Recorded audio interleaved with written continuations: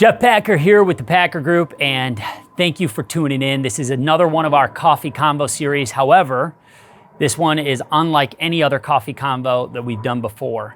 We get into a really deep discussion with Aaron and Kristen, who are past clients and dear friends of ours, and we are talking about what is one of their passions, which has turned into a nonprofit called HHofD of Detroit. So sit back, listen, be a part of the conversation, and thank you for watching this Coffee Convo.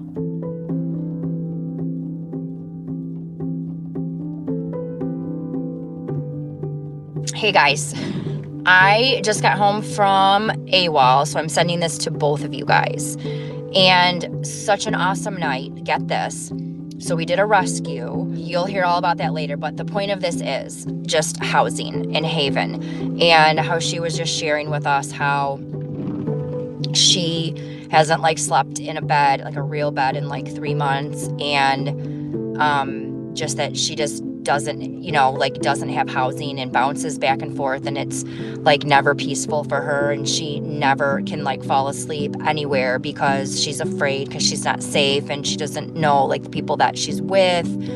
And then so that's kind of one thing. And then secondly, we met this other woman tonight, new to us, and we were just talking to her, and she was telling us how she got out of rehab, but yet then she was crying and just saying she just needs housing, she needs to get out of here, she just needs somewhere else to go besides this area, she knows she shouldn't be back here, on and on and on. And I'm totally rambling, but the point was, 2 times tonight we were just talking about in the car about how important housing is, and just I'm just so excited for Haven, and I'm so proud of you guys for pursuing this, and I'm so thankful that you asked me to be a part of it, and it just cannot happen soon enough.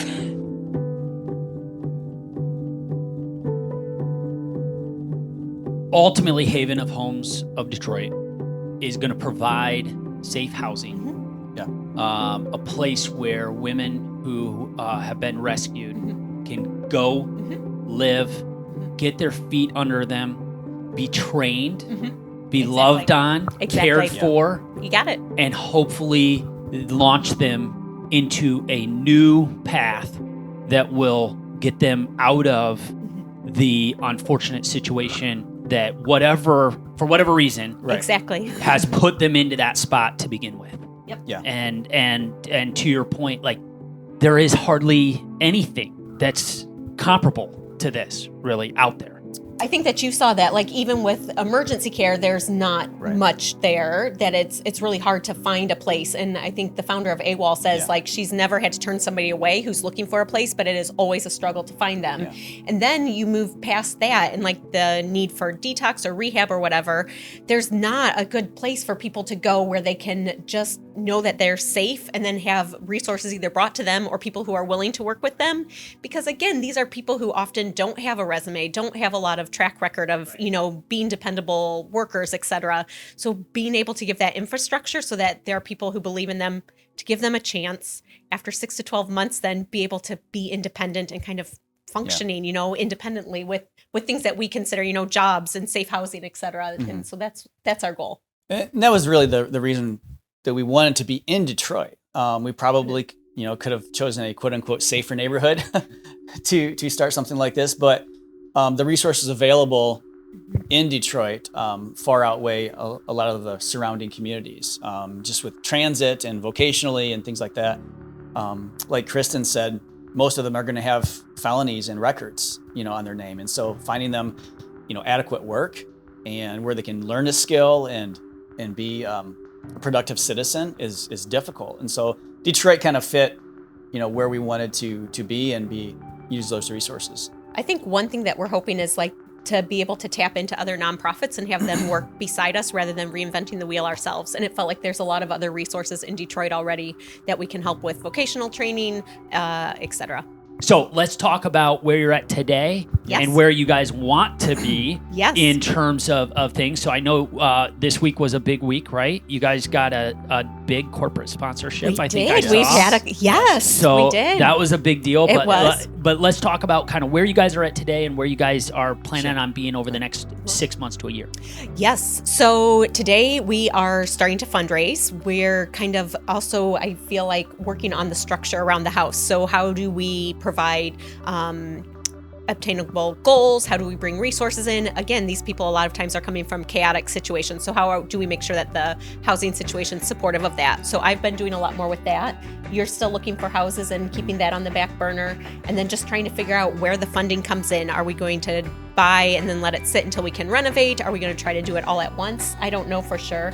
But basically we're working on spreading the word, thinking about fundraising, and then putting some structure around the housing environment once it's up and going. Yeah, finding the first property is the biggest thing for us. We want to make sure it's in a community that is going to be supportive. It doesn't have to be a glamorous community by any means, but finding a property that we can renovate that is going to be not just a house, but a home to these women where they can find peace for possibly the first time in a year, 2 years, 3 years. Finding that property, Axe and Hammer doing, most of the work, and then, hopefully reaching out to other subcontractors and either donated work or materials or getting a house up and running. So Let's talk a little bit about then how can our audience who's watching this video, how can they get involved? If they want to get involved, how can they get involved? Yeah. And so I know you alluded to some possible things with contractors and materials and donating time and things like that, but what other ways can people get involved that's real practical ways? I think if people are looking to get involved, probably the biggest thing that we need right now is just sharing. So our website, www.havenhomesofdetroit.org, and then social media, we're under Haven Homes of Detroit. I think just share our name. I don't know exactly, kind of where we're going to go, but we're going to need so much support with donations financially, but also just services and help. And so I feel like the more people that know, the more people then to partner with us.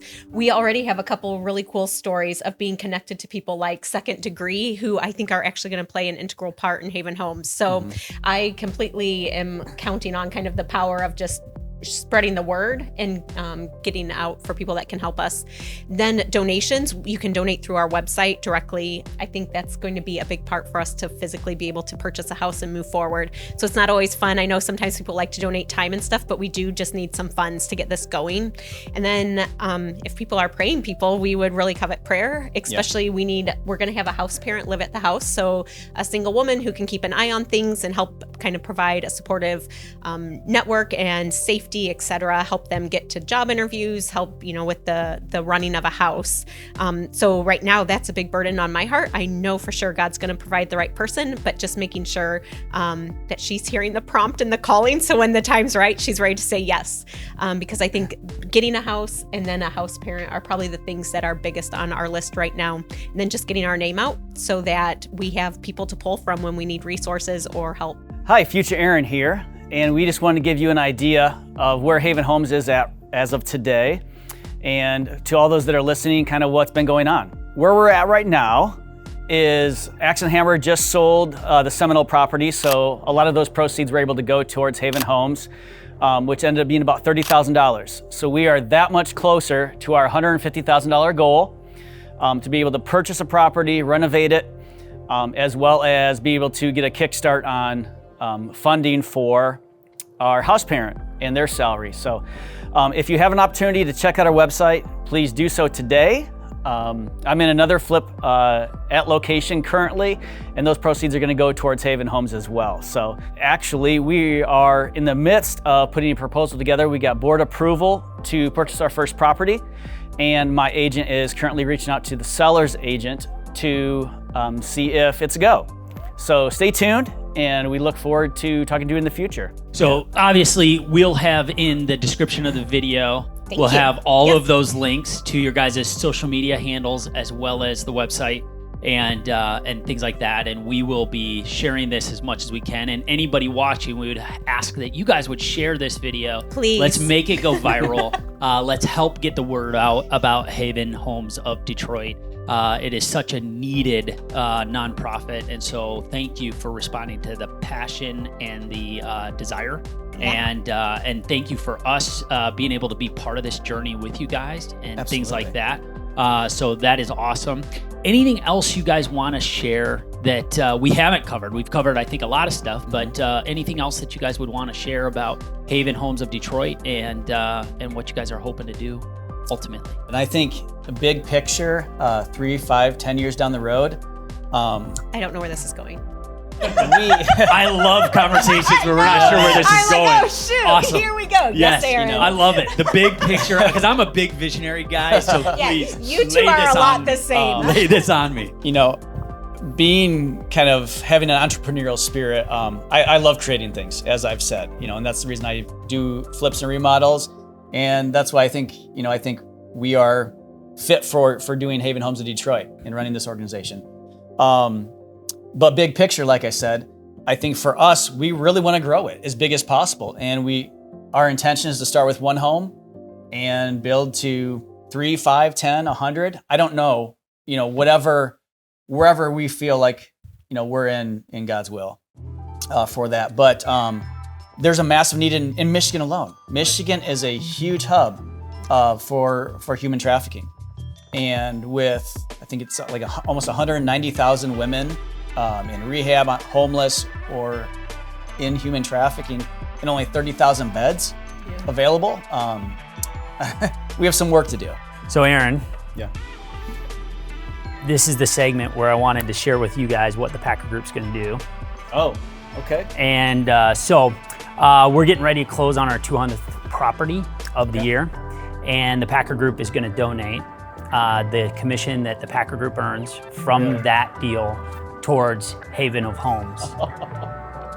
And so, Thank you so much. Oh my gosh. Yeah, so we're appreciate it. Super excited to partner with you guys, super excited about what you guys are doing, and we can't wait. So depending on when Sam gets wrapped up with this video and things like that, we'll either know exactly what that amount is, but it's going to happen this month of October, and we'll share it with you, man. Oh, we appreciate it so much. Thank you. Absolutely, man. Man, we couldn't. I don't have any words. I mean, we're excited. I mean, to be able to, get to know you 5, 6 years ago, and then, end up where we are now, and just would have never been able to write this. Yeah.